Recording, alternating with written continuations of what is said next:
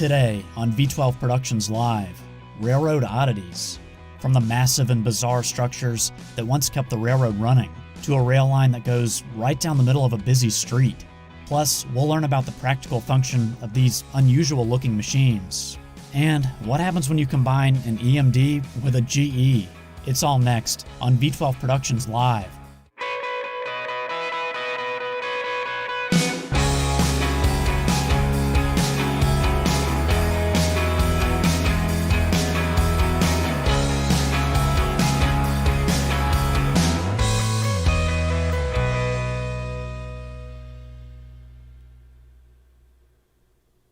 Hello and welcome to V12 Productions Live. Thanks for joining us. So you got it. We're talking all about unusual equipment, strange structures, and just generally bizarre stories that have come out of railroad history. So we've got a lot to get to, and so let's just get started, dive right in. And we're going to start off with a strange story in Georgia about this big red apple that's on the side of Norfolk Southern main line, and it actually has a connection to the railroad, so check this out. Cornelia, Georgia. A small town with a larger-than-life reminder of its history. Our Big Red Apple statue is 5,200 pounds. It was made of concrete and steel in Virginia. The Southern Railway donated this in 1926. The 7-foot-tall North Georgia apple is hard to miss. It sits right in the middle of town, next to Cornelia's old train depot. It's very much Americana. I mean, how many other places are you going to go that's going to have a gigantic red apple outside of New York? But the story behind this piece of Americana is ingrained with the history of the town and the South, a place where cotton was king. So in the early part of the 1900s, at about 1915, extension agents from the state came up and they told a lot of the farmers up here to diversify their crop structure, plant apples, plant peaches, plant pecans. So that's just what they did, and not a moment too soon. In 1922, the boll weevil devastation came through and was able to destroy about 80% of the cotton crops in the southeast. But because we had already planted our trees and planted our other crops, we were able to survive. Cornelia's endurance through hard times was recognized by the Southern Railway, and on June 4th, 1926, the town dedicated its Big Red Apple. There was a big festival, there was an apple queen. It was a very big deal, and we're very proud of it. And thanks to the railroad, Cornelia could share its apples with the nation. We were able to put our goods on the train and have them move around the country, so somebody in New Orleans could be eating Cornelia apples. These days, chickens have taken the place of apples, but the trains are still running, just like they have for decades. It's part of our history here. So many families worked for the rail line. We have records of people that have gone back generations. We have streets named after people that have worked on the rail line. One thing is clear. The people here haven't forgotten their town's story. From the Depot Museum to the historic cabooses that sit outside, and of course that giant symbol of the town's past. One of the things that we are very proud of here in the mountains is how resilient we are as a community and how we persevere through hardship. And the apple tree itself symbolizes how strongly rooted we are in the area. Apple trees can be hundreds of years old and still producing apples, so we're very happy to have a symbol of our longevity here. They're very proud of their history there. That's great. And big shout out to the folks in Cornelia for helping me put that story together. They're very passionate about their history, and I think that's just wonderful. All right, so we're going to head to another kind of small Georgia town, McDonough, Georgia, and that's home to the Norfolk Southern Training Facility. And that facility has some pretty unusual objects and training structures and locomotives there. So I was actually able to get a couple shots of those things and put together this little piece for you. There are a few oddities here at Norfolk Southern's Training Center in McDonough, Georgia. This is what happens when you combine the back end of an EMD with the rear of a GE. Pretty bizarre, but it has a purpose. Now, I'm a rail fan and not a railroader, but when I posted this picture, a viewer who said he went through training at this facility said it's used to teach mechanical trainees how to perform different tasks. I wish I could have gotten a better look, but this is as close as I could get without trespassing. There are plenty of other unusual things here at the training center. How about these ex-Southern Railway high hoods? There's also an old Norfolk and Western caboose behind them. And what's up with this stack of crossing lights? This is definitely an interesting place. Countless conductors, engineers, signal workers, and track workers have passed through here. It opened in 1974 and has been dubbed the Railroad University. I need to try to get the drone up over there. I think there's some other things that I couldn't quite see from the road, but that's a pretty cool place, and that's where a lot of people's careers begin, getting training there. So we just looked at some interesting Norfolk Southern equipment, and got a few more shots to show you of things that are called slugs, and I'm going to tell you about the purpose of those. Another sunny day in downtown Atlanta, Georgia. This looks like a normal light engine move, and it is, except one of these units doesn't actually have an engine. Norfolk Southern number 649 is what's called a slug, and even though it may seem like a bit of an oddity, it's become commonplace around the U.S. So what is a slug? Well, let's take a close look at this unit that stopped in South Atlanta. This is what Norfolk Southern calls an RP-M4C, and it's great for jobs requiring maximum tractive effort at low speeds. One of the first things you might notice is how quiet this thing is. Well, of course it is. It has no engine. Instead, it only has traction motors. Those electric motors are powered by the locomotive it's mated with. In this case, 4721, a GP33 ECO, or ECO. This locomotive is known as a mother unit and was rebuilt from an older engine by Norfolk Southern. Units like these are designed to be more environmentally friendly, but they're still diesel-electric locomotives, meaning they have diesel prime movers powering electric traction motors at each axle. In this configuration, they're not just powering their own motors, but also the motors of the slug. Diesel-electric locomotives can't effectively use all their power at low speeds. In fact, their wheels could slip if too much power is applied while pulling a heavy load.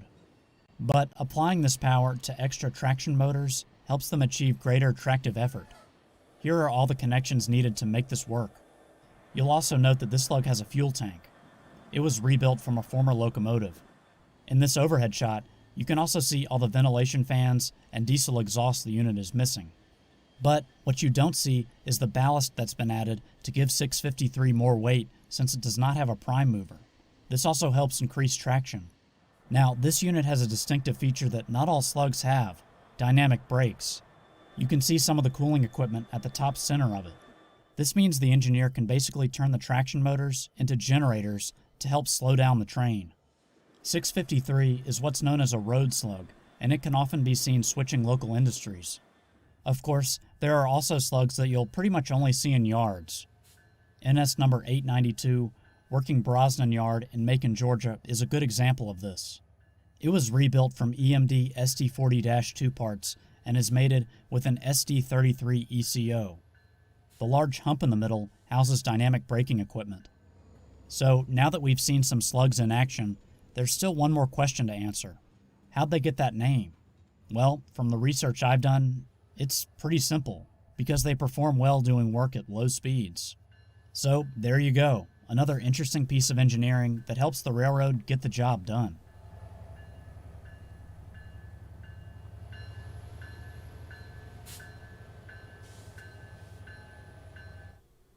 One thing I find really interesting about railroads is how long they make their equipment last. I mean, a lot of those slugs were rebuilt from older locomotives, so these locomotives get second and even third lives doing a variety of things. And the next video I'm going to show you, we're still on the Norfolk Southern line, and they've been able to repurpose an old passenger car to go with some of their other very specialized, what are called camp cars.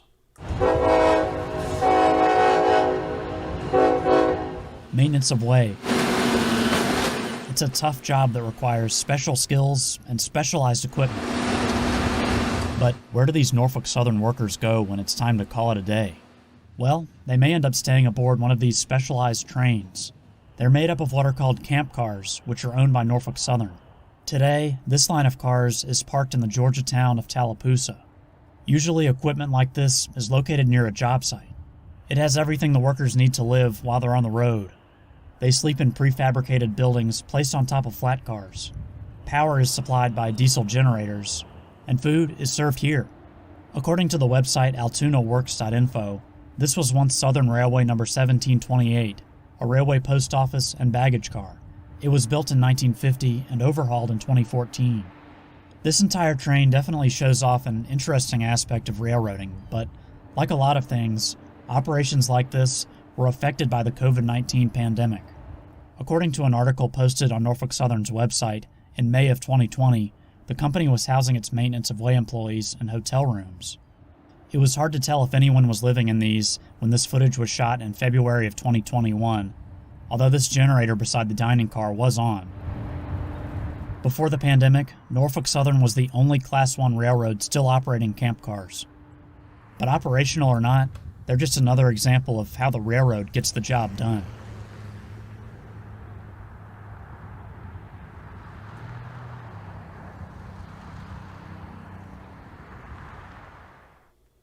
That's definitely some unique rolling stock there.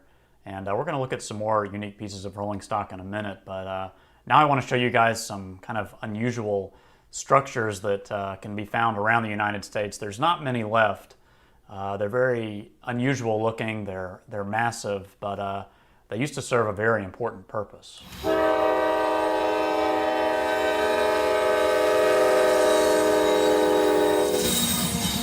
You know, if you think about it, diesel locomotives are very simple machines. In the 21st century, centrally located servicing facilities, like this one at Norfolk Southern's Inman Yard in Atlanta, Georgia, help keep the railroad's locomotives running. But in the days of steam, various types of infrastructure were required at many points along the line to make sure America's early iron horses kept moving. One example of some of that early railroad engineering is this coaling tower in Social Circle, Georgia. This structure was once used by the Georgia Railroad to fuel its steam engines. It was likely built sometime in the 1910s or early 1920s. It's no surprise the tower has withstood the test of time. It's made of reinforced concrete and would probably be very challenging for the railroad to remove. Believe it or not, the CSX main line here actually passes right underneath it. Definitely convenient for trains passing through in the days of steam. It's an unusual thing to see in the 21st century, but this design is not all that uncommon. Check out this great historic photograph from the 60s. It shows another Georgia Railroad coaling tower in Warren County that looks almost identical to the tower in Social Circle. But honestly, those are nothing compared to this monster in Macon, Georgia. It was built by the Central of Georgia Railway in 1910 and served a busy engine servicing facility and yard. Sadly, like many railroad remnants around the country, its future is uncertain. Back in Social Circle, it seems like birds are the only ones using this tower, and it'll probably stay that way until the railroad finds a really good reason to take it down.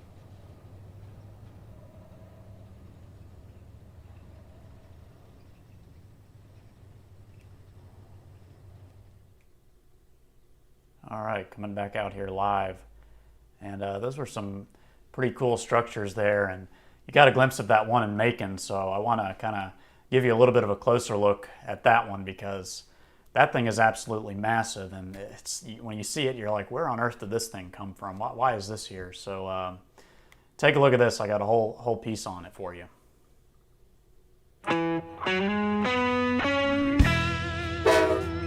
Just outside Macon, Georgia, there's a structure that looks like it's from another world. This is a coaling tower, and while it may not be from some distant planet, it is from an entirely different time. During the early 20th century, railroads relied on structures like these to keep their locomotives moving.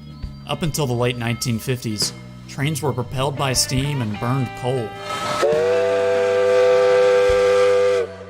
Towers like this one, which was built in 1910 by the Central Georgia Railway, stored tons of the stuff. A mighty conveyor system would help bring it all into huge storage silos at the top. And when it was time to refuel, locomotives would pull up to the massive tower, and coal would begin to pour down this long chute and into their tenders.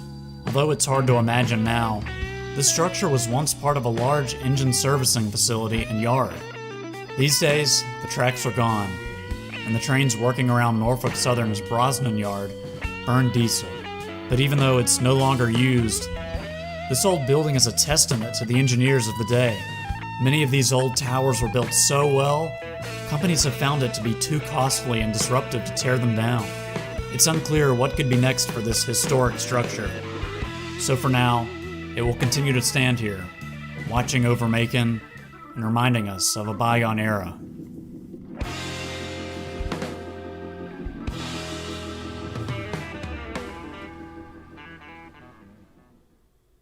They don't make stuff like that anymore, that's for sure. And I think that's why it's lasted for so long. I mean, things were just so well made back, or in the early 20th century and late 19th century. I mean, it's really incredible, and hopefully they preserve it. I need to do a follow-up on that story to make sure that that thing is still standing. It's been a few years since I went out there.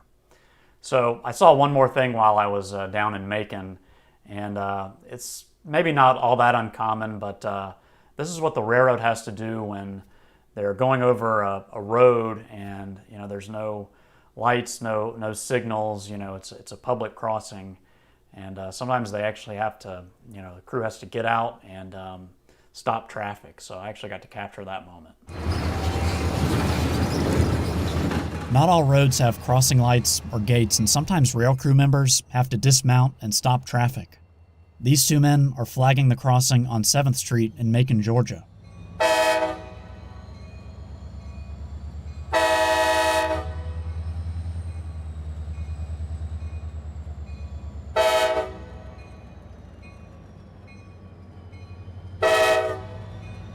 The traffic signs here include crossbucks and a sign telling motorists to yield to trains. This crossing doesn't have heavy traffic, but it still has to be protected.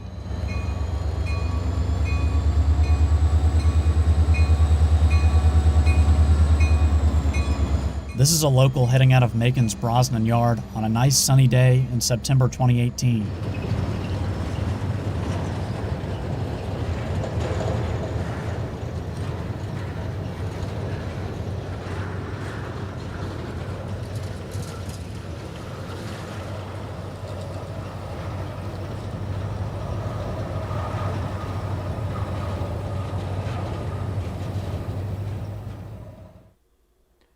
All right, that's pretty cool down there in middle Georgia, Macon, Georgia. Very, very cool place.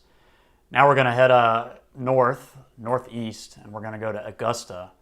And there's a very interesting rail fanning spot where you can catch trains running down the middle of the road. So it's a really great place to get some really unique images, and to me it's quite unusual that they still do this.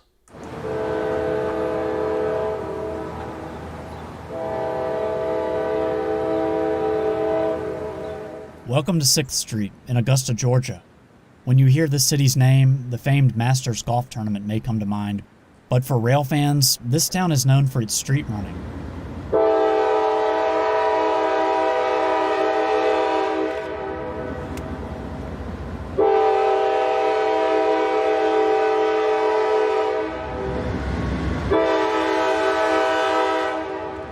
For nearly a mile, Norfolk Southern trains cruise down this road at 5 miles per hour as they make their way into and out of the state of Georgia.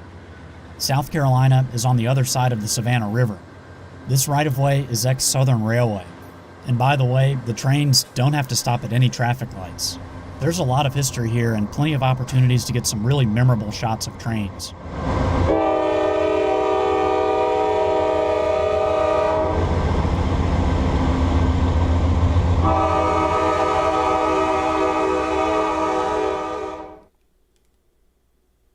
So here's something I would really like to see in Augusta, a heritage unit or two. And I'm sure they've come through there before, but I unfortunately wasn't able to get them. But I was able to get something equally rare, and that was the Norfolk Southern research train.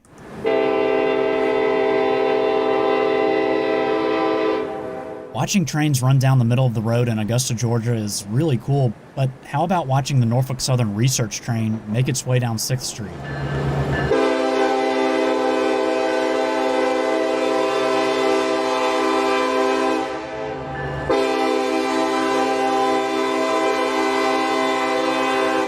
Up front are two standard NS diesels, but what they're pulling is pretty rare.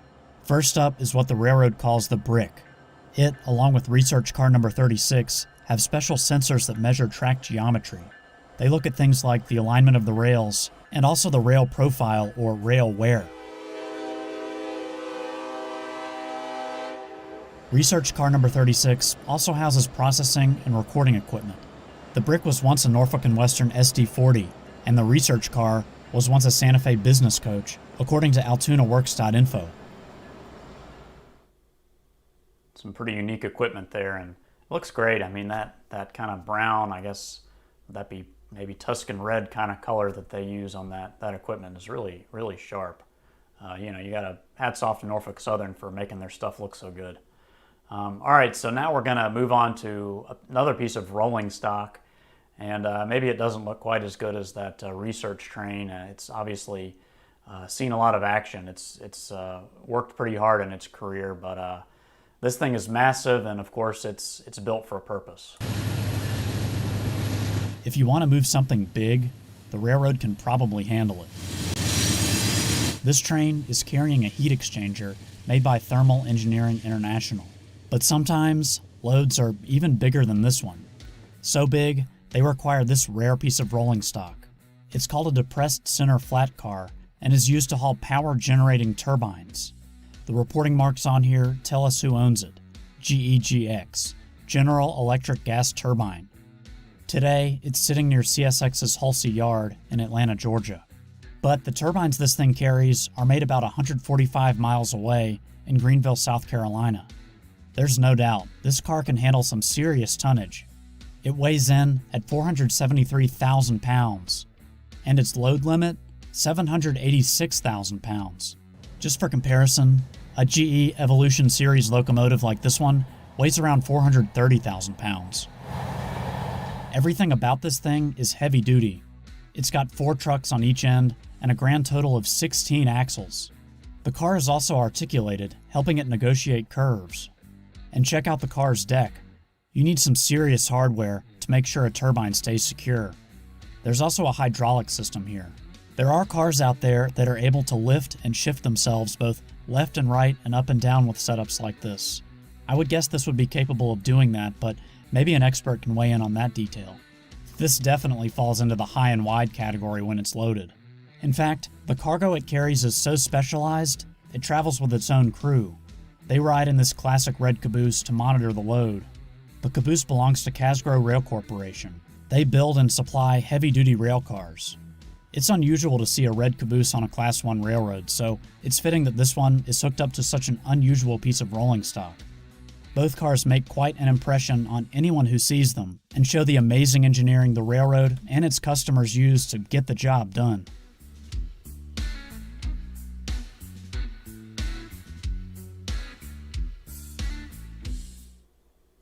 So yeah, that thing can haul some really massive loads. Now, it's interesting because, so that's GE, obviously, but an aircraft company also uses the railroad. You may have seen the pictures out west of them hauling, aircraft fuselages or whatever.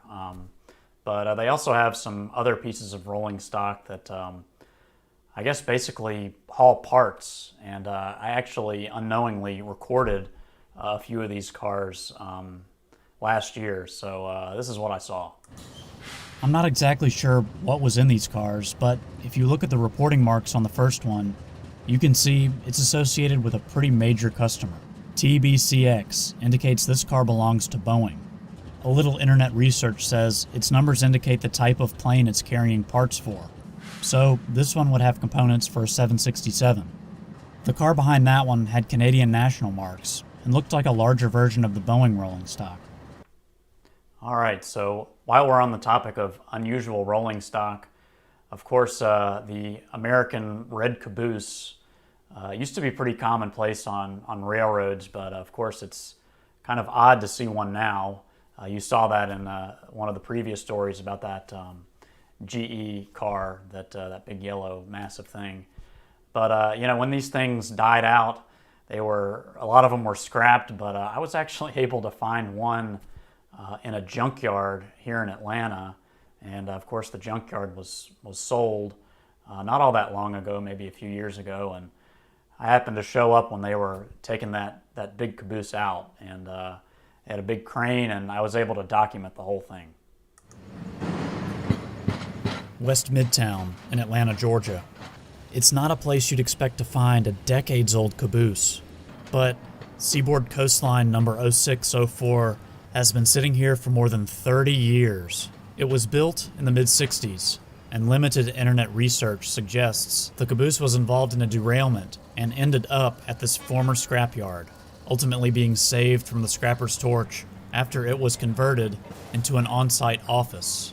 These days, the scrapyard is closed, and with apartments and offices surrounding it, construction crews are hard at work turning the property into a mixed-use development.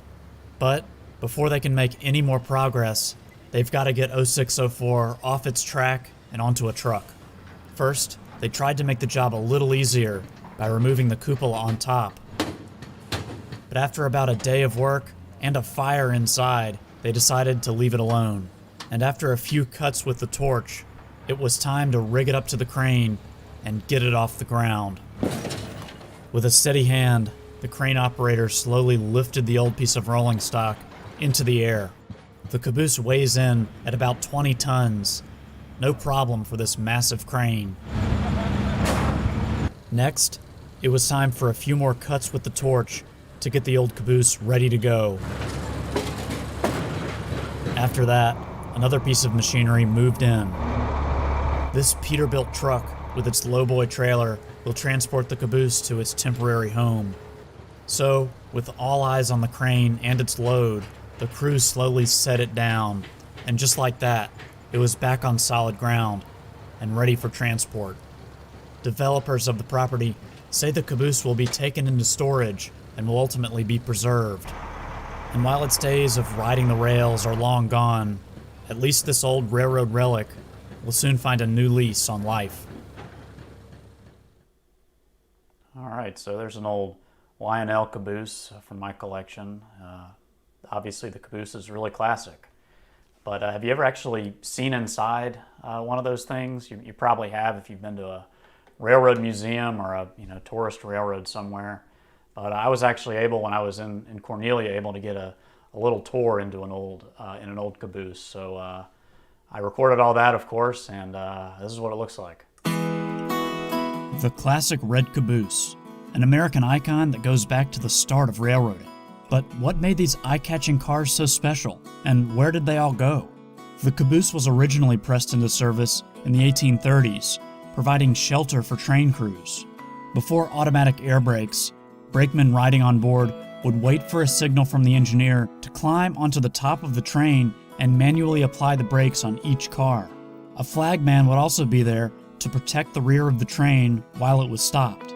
Railroad workers could easily step off the car to help with switching, and its cupola on top provided the perfect vantage point to monitor a freight train for any signs of trouble. But one of the car's main roles was to serve as a rolling office, where the conductor could handle the train's paperwork. Inside, the caboose had everything the trainman would need on a long journey. Amenities included a bathroom, stove, beds, and a desk. This caboose, which was used until the 1970s, had its own water supply and even electric lights and a refrigerator. Its electricity was supplied by a generator mounted to one of the car's axles. Just above their living space, crew members could easily climb into the car's cupola to get a good look at their train. By the 1980s, new technology began to take the place of the old caboose. Today's trains can be monitored and signaled by electronic devices along the tracks. The conductor now rides up front, and most paperwork is computerized. As for these red pieces of rolling stock, they were slowly phased out in favor of a small box known as an end-of-train device. It's tied into the train's air brake line and can radio information to the engineer about brake pressure and whether or not the train's last car is moving. Today, the caboose is rarely seen at the back of modern freight trains, but many still live on as static displays, reminding us of the glory days of railroads.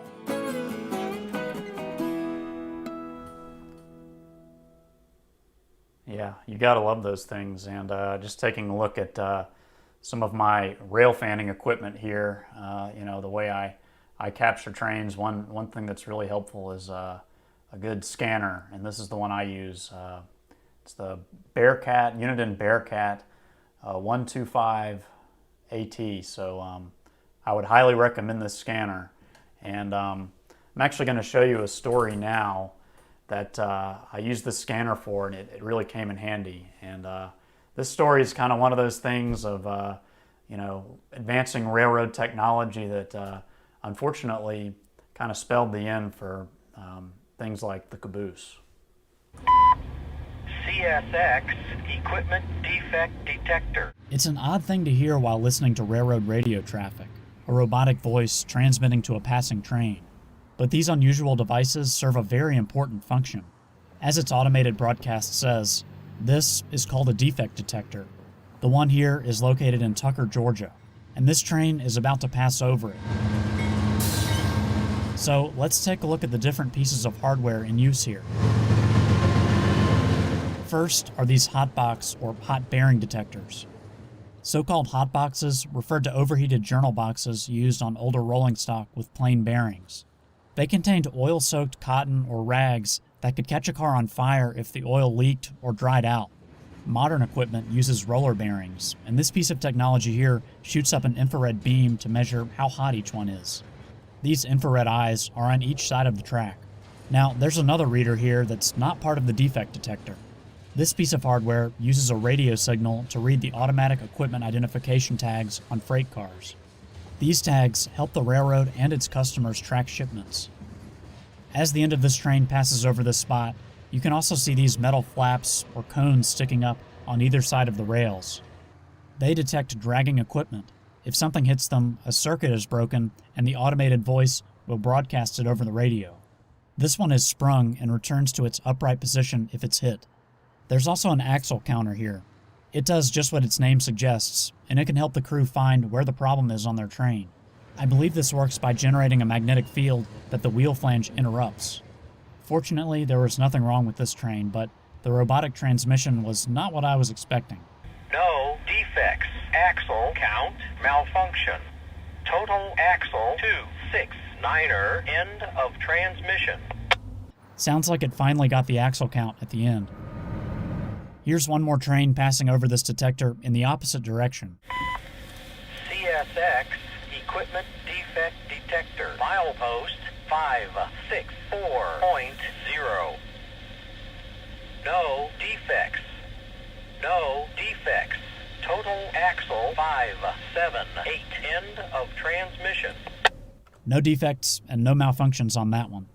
Believe it or not, automatic defect detectors have been around since the mid-20th century.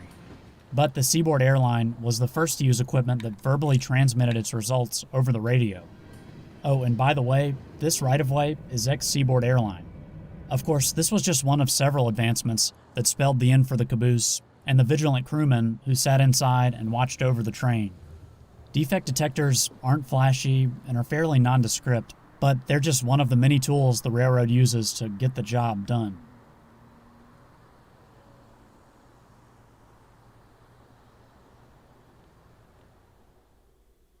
I've actually got my scanner tuned in right now to that frequency, so I can hear when they roll on past, and can kind of determine from that defect detector how long the train is, and obviously if there are any problems, which most of the time there aren't any problems. And it's just one of those pieces of technology that helps increase safety. It's just another kind of thing watching out for those trains. All right, so now we're going to make kind of an abrupt segue, and we're going to talk about another piece of rolling stock, specifically a passenger coach. And I don't know if you know this or not, but the president, we all think of him traveling on Air Force One, right? But a long time ago, he actually traveled by rail. This is how the President of the United States travels in the 21st century. But how did the Commander-in-Chief get around the country before air travel became prevalent? Well, how about a sleek Pullman rail car? This one, named the Marco Polo, was built in 1927 and once carried New York Governor and later U.S. President Franklin D. Roosevelt on trips to his personal retreat in Warm Springs, Georgia.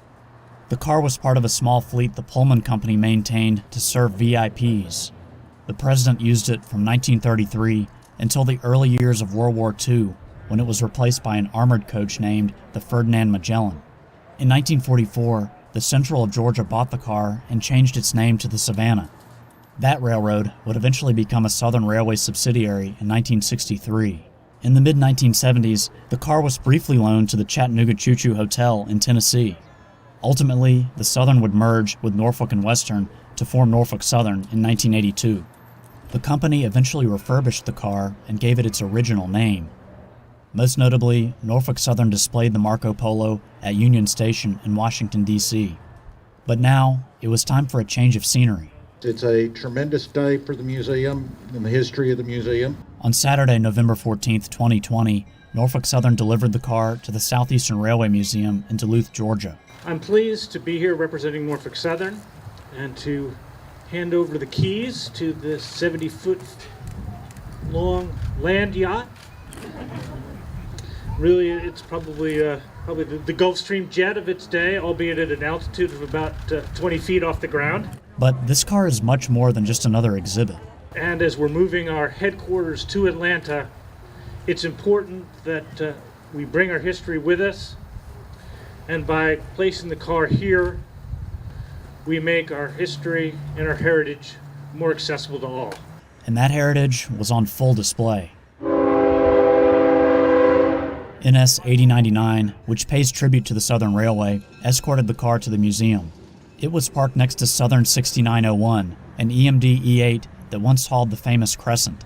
That train still rolls through Duluth, and the Marco Polo has also passed by this area many times before. As we donate the car to the Southeastern Railway Museum, it just feels right that the car should reside next to the main line that it traversed so many times in service of Norfolk Southern, its predecessors, and carrying so many luminaries. So, what was it like to travel inside this car? Well, it had many of the amenities you just can't get on an airplane. How about a full bathroom and beds you can actually stretch out on? And note the handrails. Remember, FDR had polio, and these helped him move around. The car also has a dining and conference room. And of course, a kitchen for preparing the president's meals. The original kitchen was much smaller. This area was modernized as the car's role changed. It was ultimately used by Norfolk Southern to entertain politicians, prospective customers, and corporate leaders. The car will eventually be on display alongside the Superb, a Pullman coach used by President Warren G. Harding. The Marco Polo's days of hosting VIPs are over, but now it'll have a new job, teaching people about a great American president and taking them back to the golden age of rail travel. Believe it or not, there actually is a set of keys to the car, though it appears unlocked, but I'd like to present them to the museum and have them formally take possession of the car. Congratulations.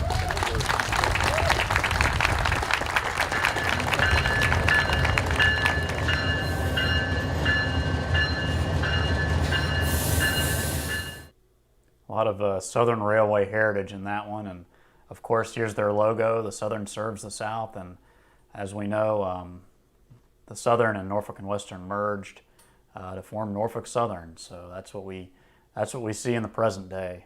And here's a little bit more Norfolk Southern heritage for you, one of the newer heritage units, the Central of Georgia, my favorite, as many of you probably already know.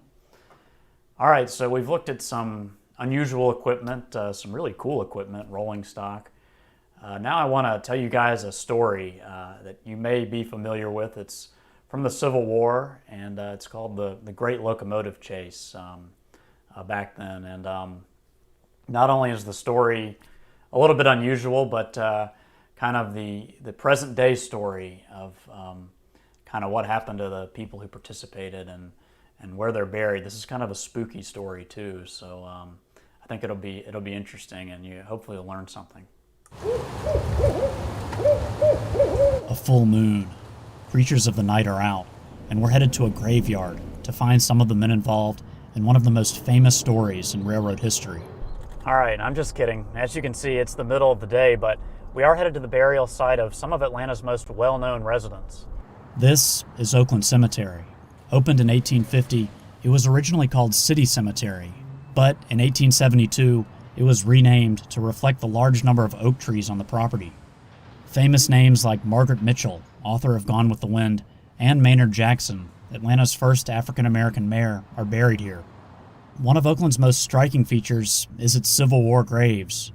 Many amazing and tragic stories came out of that conflict, but one often stands out among those who are fascinated with railroad history: the Great Locomotive Chase. It all started here, on the old Western and Atlantic, in Kennesaw, Georgia, once known as Big Shanty. This is where James J. Andrews, a civilian working for the North, and his group of raiders stole a locomotive and headed toward Chattanooga. Their plan? Destroy telegraph wires and tracks along the way in hopes of disrupting Confederate communications and troop movements. It was all set into motion on the morning of April 12, 1862. The men stole this locomotive, named the General, but the train's crew wasn't going to let them escape. The Confederate pursuers eventually acquired this locomotive, the Texas, and ran it backwards until the end of the chase. Andrews and his men were unable to take on wood and water and eventually had to ditch the General near Ringgold, Georgia. They were all caught. James J. Andrews and 7 others were executed. Several of the men were the first recipients of the Congressional Medal of Honor. But what about their Confederate pursuers? They were hailed as heroes in the South. And conductor William A. Fuller, engineer Jeff Kane, and Western and Atlantic foreman of machinery and motive power Anthony Murphy are all buried here at Oakland Cemetery in Atlanta. Now, it was time to find them. You could spend all day at this place. There's so much history here, and it has its own unique beauty. The first man I found was William A. Fuller. He was the most celebrated of the 3 men, and his grave reflects that. Next, it was time for a little detour. You're never too far away from railroad history here. These tracks connect the former Georgia Railroad with the old Western and Atlantic. They're now used by CSX, and part of MARTA's Blue Line runs above them. The Great Locomotive Chase didn't go by here, but it's fitting that these men ended up buried so close to the railroad. So, with a modern diesel locomotive idling in the distance, I found Anthony Murphy. His grave is just steps away from the final resting place of author Margaret Mitchell. This is a family plot, and many of his relatives lie beside him. With its brick pathways and aged gravestones, this cemetery has many stories to tell. But, for better or for worse, a major theme in the story of Atlanta is progress. Next door, construction crews are hard at work on a new development. Fortunately, Oakland Cemetery is on the National Register of Historic Places, and the City of Atlanta and Historic Oakland Foundation work hard to maintain and preserve this place. Away from the construction, the final resting place of Jeff Kane was the hardest grave to find. Here he is. At least I think that's him. Many of the tombstones around here have been well weathered over time. That's okay though. They're still here, along with the markers of the many men who fought and died in the Civil War. Most of those men fought for the Confederacy, but more than a dozen Union soldiers are also buried here. They're all now a part of American history. So, with the moon out and the sun setting on the tracks nearby, it was time to call it a day. A day of searching through the present to learn more about the ghosts of our past. So what happened to the locomotives that were used in the chase? Well, believe it or not, 2 of them are preserved right here in Metro Atlanta. The famous General, the one Andrews Raiders stole, is preserved here in Kennesaw at the Southern Museum for Civil War and Locomotive History. And the Texas, one of the locomotives that was used to pursue the Raiders, is preserved at the Atlanta History Center. And they're both worth checking out.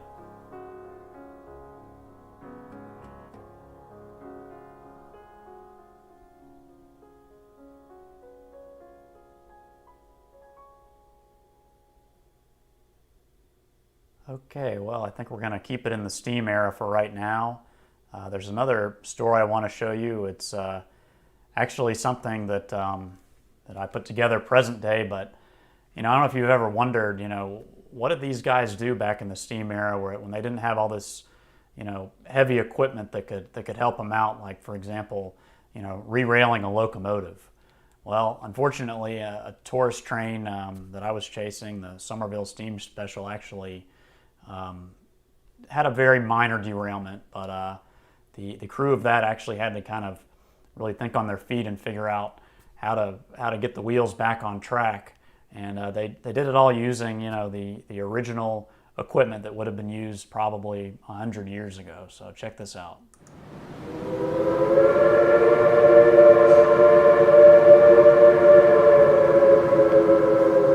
From the air, you can see Southern Railway number 630 heading into Summerville, Georgia. Just 15 minutes later, she was derailed.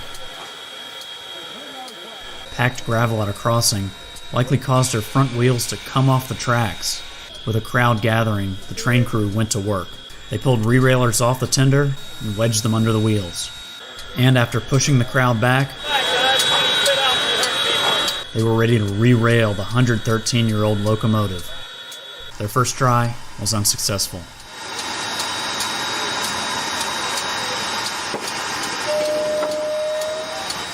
And with temperatures soaring into the 90s, they tried again, with no luck. A third try, and she was still on the ground.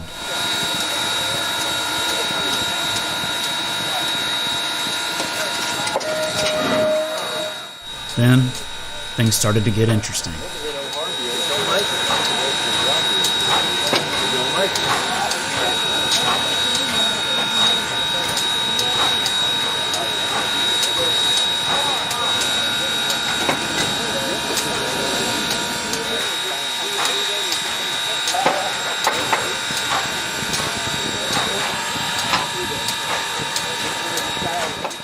After some precision moves by the engineer and a little muscle from the men on the ground,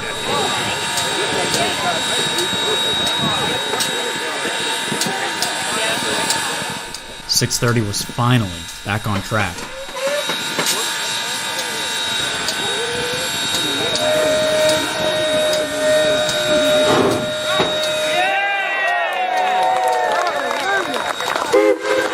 With steel wheels on steel rails, she was ready to head back to Tennessee, leaving the crowd with a history lesson on the challenges faced by railroaders of times past.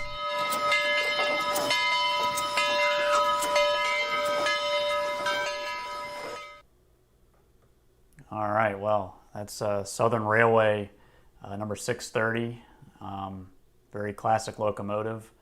And of course, the Southern Railway, you know, it itself has a really, really interesting history. And well, their very first leader, their very first president, honestly, you know, his story is just as interesting as the company itself. And I decided I would do a little bit of research. And there's actually a statue of him here in Atlanta. And you know, this man and his statue both have really, really fascinating stories behind them. So I went ahead and put together this story. This is Samuel Spencer. Well, a statue of him anyway. He was the first president of the Southern Railway and a very influential figure in the world of transportation. But honestly, this statue might be just as interesting as the man himself. Today, it resides outside the Midtown Atlanta offices of Norfolk Southern. The railroad formed when the Southern Railway and Norfolk and Western merged in 1982. But the history of this monument goes back much further than that. Samuel Spencer was born in Columbus, Georgia in 1847. As a young man, he served in the Confederate cavalry during the Civil War. He would then spend the rest of his life working in the railroad industry. Most notably, he was the general superintendent on the Long Island Railroad and the president of the Baltimore and Ohio from 1887 to 1888. He would eventually get the top job at the Southern Railway after its founding in 1894. There, he doubled the mileage the railroad covered and moved the company's focus away from hauling cash crops like tobacco and cotton and into more diversified revenue streams.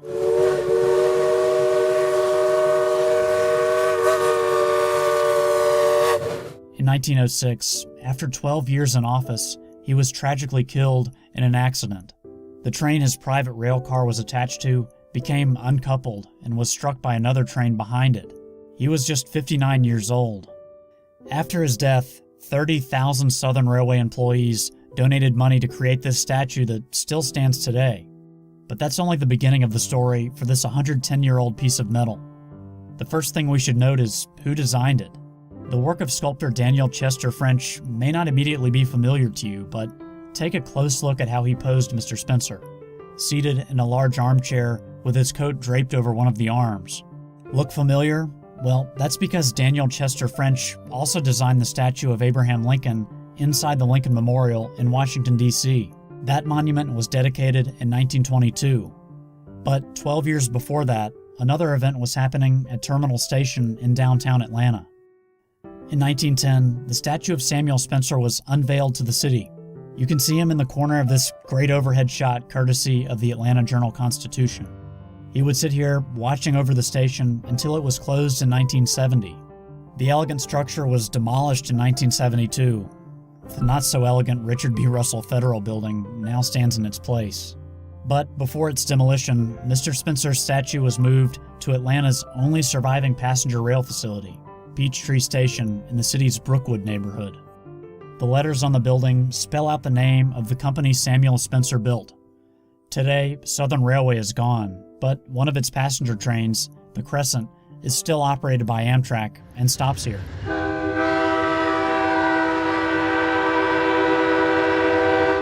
But the statue's journey was far from over. In the mid-1990s, it would make the short journey down Peachtree Street to Hardy Ivy Park. There, it was joined by another monument bearing the name of a railroad man. The Carnegie Education Pavilion was assembled from pieces of the old Carnegie Library. That library was demolished a few years after Terminal Station in 1977. Samuel Spencer's statue stayed here until 2015. That's when it took one more trip up Peachtree Street to its current home here at the offices of Norfolk Southern. It now sits between two of the original bronze lampposts that stood with it at Terminal Station. But don't be surprised if this statue moves again soon. In 2018, Norfolk Southern announced it would move its headquarters from Norfolk, Virginia to Atlanta.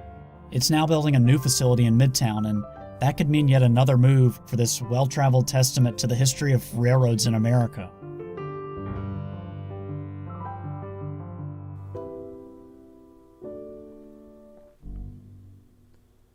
So a little bit more Southern heritage there, Southern Railway heritage and Norfolk Southern heritage. I'm sure you guys already know, there's that Southern Railway Heritage Unit. It's a GEVO, but believe it or not, there was actually a heritage unit, a Southern heritage unit before that. So a little bit unusual. I couldn't resist showing it to you guys, so check it out. I got this locomotive long before I got into railroad videography and photography, but I'm glad I did. Norfolk Southern painted it in 1994 to celebrate the Southern Railway's 100th anniversary. It wore these colors until 2012, the same year the Southern GEVO number 8099 was painted. But I would call this engine the original Norfolk Southern Heritage Unit. All right, so we're talking about heritage units, right? And this isn't actually a heritage unit, obviously, but this is the old Warbonnet paint scheme, and it's really classic. Unfortunately, they don't really use that paint scheme anymore. But this is the BNSF version. Obviously, they bought a lot of these locomotives, painted them, and then the merger happened, and they had to, put BNSF on the side. But honestly, it's odd to see these things in person anymore. But I was actually able to, fortunately, find some of these in a yard near where I live, and of course, I took the drone up, and this is what I found. Every once in a while, you come across things on the railroad that are out of place both in your region and out of place in time. That's exactly what I found at CSX's Howell Yard in Atlanta, Georgia on November 8th, 2020. Typically, all you see here are blue and yellow CSX road switchers and big 6-axle GEs, but today was different. The red and silver paint on these engines is distinctive, and I think most people, even non-rail fans, would recognize it. These locomotives once pulled freight for the famous Atchison, Topeka, and Santa Fe Railway. They wear the famous Warbonnet paint scheme and were built in 1995, a little more than a year before the Santa Fe merged with Burlington Northern to form BNSF. On these other units, you can see how that railroad tried to evolve the paint scheme, but frankly, it just wasn't the same. Let's face it, these colors look the best on the streamliners they were originally intended for.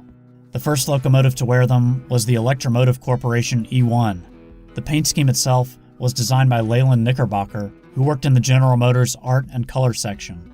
It looks very much like a Native American headdress, with a red bonnet wrapping around the front of the engine. Units wearing this livery were used to pull Santa Fe passenger trains for decades. Sadly, the paint scheme disappeared when Amtrak took over those routes. But it eventually made a comeback. In 1989, Santa Fe resurrected it as part of its Superfleet campaign. Locomotives like these Electromotive Division ST-75Ms worked well with the design because of their wide-nose North American safety cabs. This is probably the most iconic paint scheme in railroad history.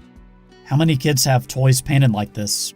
And how many of us model train enthusiasts just had to have at least one warbonnet of some kind on our layout? I don't know why these things were here in Atlanta or where they were going. Locomotives often have second or even third lives. These machines started with Santa Fe, then worked for BNSF, and are now owned by Progress Rail. Let's hope their next assignment doesn't involve a trip to the scrapyard.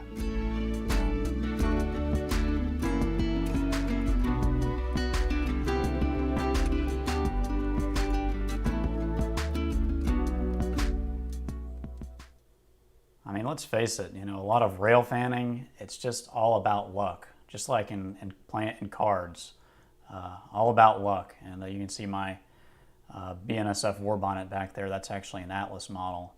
But kind of transitioning again to something else that's kind of odd, and you're looking at it. These playing cards. I'm actually lucky enough to have these. These are kind of like it's a piece of memorabilia I got from my grandfather, but these are Electromotive Division playing cards. And of course, I had to know more about them. I think there was a story here. So, I did a little research and found a little bit of history, and I also kind of thought back on my family's history, and wanted to share with you the story of how I got these. All right, so what on earth is in this little red box? Well, I'll give you a clue. It's kind of an unusual piece of railroad memorabilia. So let's get started by taking a look at the outside. We've got a lot of gold trim here, and of course the General Motors logo. And you can see the text is Electromotive Division. So this is some old school EMD swag of some kind. Let's go ahead and open up the box. I guess this is turning into an unboxing video here. What do we have? We have 2 decks of EMD playing cards. Maybe that's a little bit underwhelming, but bear with me because I think there's still a story here. Let me first talk about how I got these cards. My grandfather worked for General Motors his entire career after he left the military. He worked for Pontiac for a long time and later at the GM Training Center. So my guess would be these playing cards were probably just a little gift that GM handed out to its employees. Well, my grandfather ultimately gave these to my grandmother, who was an avid bridge player, and I don't know that she found these cards all that desirable, so once I found them, she gladly gave them to me. Let's just take a look really quick at the cards themselves. You can see, we've got a blue and a red deck, and again, we've still got a lot of a gold trim here, even gold on the side of the cards themselves, and you turn them over and, they're just normal playing cards. But I will say this, after working for a big company myself for a long time and getting quite a few freebies, this is nicer than anything I've ever gotten. These days all we get is kind of, cheap trinkets, but back in the day I think companies actually handed out nice stuff to their employees. So I do think there is a little bit of a bigger story here. I mean, my grandfather didn't even work for EMD, and yet somehow he got these playing cards. I think GM was just, flexing its muscle, showing off to its employees how many different companies it had. And they made a lot of different things. I mean, cars, trucks, buses, locomotives, construction equipment, military vehicles. I mean, the list goes on and on. It's really pretty amazing. So just a little bit of history on EMD. General Motors acquired what was then called the Electromotive Company in 1930. They would change the name to Electromotive Division and grow that company into really a global brand. I mean, their locomotives could be seen and can still be seen today running around the world. Many of them are still running right here in the United States. So unfortunately, GM ultimately sold EMD. It's now controlled by Progress Rail, which is owned by Caterpillar. GM definitely had to get rid of some of its brands as we entered the 21st century. Just looking at these playing cards, my question was, well, are they worth anything? I actually found several sets on eBay. There were a lot of different varieties of these, and the highest price I could find was $30, and I even found a set exactly like mine for $20. So do I plan to sell these? Well, no. EMD has always been my favorite locomotive manufacturer. I just think their equipment looks and sounds better than anything else out there. And these cards also have sentimental value to me. I mean, they were given to me by my grandma. My grandfather somehow acquired them. I think they're just gonna stay on my shelf along with all my other odds and ends. As I wrap up this video, I've got a question for you. Do you have any unusual memorabilia like this? If so, tell me about it in the comments. And also make sure you like and subscribe, and also hit that bell so you know the moment I upload a new video. And I'll see you next time.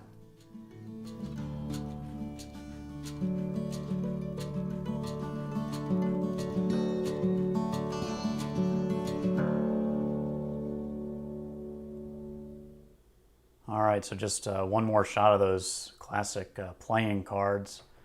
So we've basically reached the end of the live stream, I'm afraid. I've had fun doing it. Hopefully you guys enjoyed it, maybe learned something. I wanted to give you one quick behind the scenes look of the whole setup here if you guys are interested. Let me just get the GoPro going for you.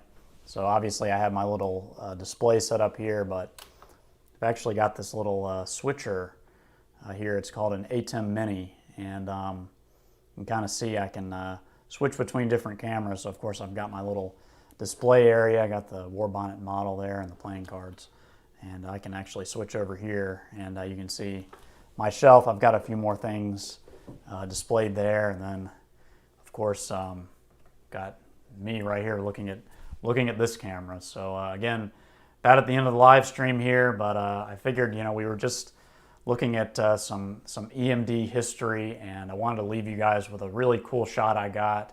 We're going to go back to Augusta and do a little more street running, but I got this shot of a classic EMD SD40, probably a big-time fan favorite locomotive. One of my favorites, certainly sounds outstanding. But again, thank you guys so much for watching. Y'all are the reason I do this. Of course, I love trains too, and you know, I try to put out good content for you guys to enjoy. And so I guess I'll see you next time, but you know, let me leave you with this video, and I hope you enjoy it.